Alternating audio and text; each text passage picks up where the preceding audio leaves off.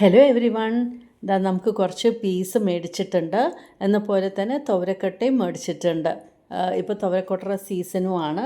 അപ്പോൾ അത് മേടിച്ച് നമ്മളിതാ അതിങ്ങനെ ഉരിച്ചെടുക്കുകയാണ്. അപ്പോൾ ഇത് തുവരക്കൊട്ടയാണ്, പിന്നെ ഇതാ പീസും. അപ്പോൾ രണ്ടും ഞാൻ സ്റ്റോർ ചെയ്യാനും എടുത്ത് വെക്കുകയാണ്. അപ്പോൾ ഇതിപ്പോൾ തുവരക്കൊട്ട വെച്ചിട്ടുള്ള കറിയും ഉണ്ടാക്കാൻ പോവുകയാണ്. ഇതാ പീസ് ഇങ്ങനെ ഇപ്പോൾ ഞാൻ 2 ബോട്ടിലാക്കി സ്റ്റോർ ചെയ്ത് വെക്കുന്നുണ്ട്. തുവരക്കൊട്ടയും ഇതാ ഒരു ചെറിയ ബോക്സിലാക്കി വെച്ചിട്ടുണ്ട്.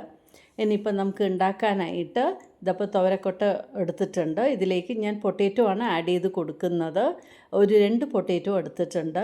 ഇതിൻ്റെ കൂടെ തന്നെ ഒരു 1/4 ടീസ്പൂൺ ടേമറിക് പൗഡർ, പിന്നെ ഒരു 1/2 ടീസ്പൂൺ ചില്ലി പൗഡർ ആഡ് ചെയ്ത് കൊടുക്കാം. പിന്നെ ഒരു ടൊമാറ്റോ ആഡ് ചെയ്ത് കൊടുക്കുന്നുണ്ട്. പിന്നെ ഉപ്പും ചേർത്ത് പാകത്തിന് വെള്ളവും ചേർത്തിട്ട് ഇത് കുക്കറിലാണ് ഞാൻ വേവിക്കാൻ പോകുന്നത്. ഒരു 3 വിസിൽ വെച്ചിട്ടുണ്ടായിരുന്നു. പിന്നെ അതിൻ്റെ സൈഡിൽ ഞാൻ നാളികേരവും ജീരകവും നല്ല പേസ്റ്റായിട്ട് അങ്ങോട്ട് അരച്ച് എടുത്തിട്ടുണ്ട്. നമ്മുടെ തുവരക്കൊട്ടയും പൊട്ടേറ്റവും ഇപ്പോൾ വെന്ത് വന്നിട്ടുണ്ട്. ഇനിയിപ്പോൾ ഇത് കുക്കറിൽ നിന്ന് മാറ്റിയ ശേഷം ഇതിലേക്ക് ഇത് നമുക്ക് അടുപ്പത്ത് വെച്ചിട്ടൊന്ന് തിളപ്പിച്ച് തുടങ്ങാം. തിളച്ച് വരുമ്പോൾ കുറച്ച് പുളി, ഓൾറെഡി നമ്മൾ ഒരു ടൊമാറ്റോ ആഡ് ചെയ്തിട്ടുണ്ട്.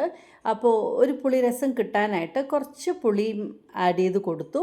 പിന്നെ നമ്മളിത് അരച്ച് വെച്ചിരിക്കുന്ന നമ്മുടെ തേങ്ങയുടെ പേസ്റ്റ് അതും ഇത് ആഡ് ചെയ്ത് കൊടുത്തിട്ടുണ്ട്. എന്നിട്ട് നന്നായിട്ട് ഇളക്കിയ ശേഷം ഒരു 3-4 മിനിറ്റ് വീണ്ടും നന്നായിട്ട് ബോയിൽ ചെയ്തു. അതിന് ശേഷം സീസണിങ് ചെയ്തു.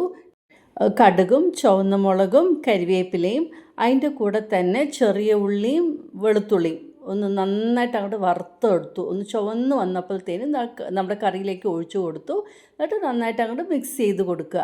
അങ്ങനെ അടിപൊളിയായിട്ട് ഒരു നാടൻ കറി റെഡി ആയിട്ടുണ്ട്. നമ്മുടെ തുവരക്കൊട്ടയും പൊട്ടേറ്റോയും വെച്ചിട്ടാണ് ഞാൻ ഉണ്ടാക്കിയത്. നല്ല ടേസ്റ്റും ഉണ്ടായിരുന്നു. അപ്പോൾ ഇതുപോലെ ഒന്ന് ട്രൈ ചെയ്ത് നോക്കൂ. നിങ്ങൾക്ക് ഇഷ്ടമായി കാണുമെന്ന് വിചാരിക്കുന്നു. എൻ്റെ യൂട്യൂബ് ചാനൽ സബ്സ്ക്രൈബ് ചെയ്യാനും ബെൽ ബട്ടൺ പ്രസ് ചെയ്യാനും ലൈക്ക് ചെയ്യാനും ഷെയർ ചെയ്യാനും മറക്കണ്ട. Thank you for watching my YouTube channel.